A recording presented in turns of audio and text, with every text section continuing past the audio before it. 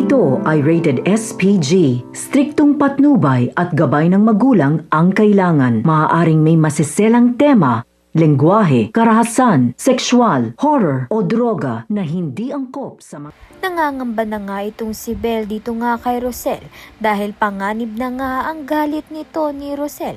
Iniisa-isa na nga ni Rosel na bawian nga ang umapi sa kanila nga noon, lalong-lalo na nga dito kay Belle. Naisahan niya na nga itong si Via, kaya naman nga't hindi naman nga papayag itong si Via na hindi nga kapaghiganti dito kay Rosel.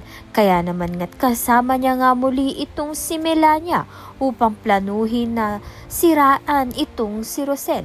Sa kabilang banda naman nga dahil nga nakakulong na nga itong si Chris kasama nga ang kanyang kaibigan na si Salvio, mapagtitripan naman nga ng mga kaselda nila itong si Chris at mapapanganib nga ang buhay dahil masasaksak nga siya ng isa niyang kaselda.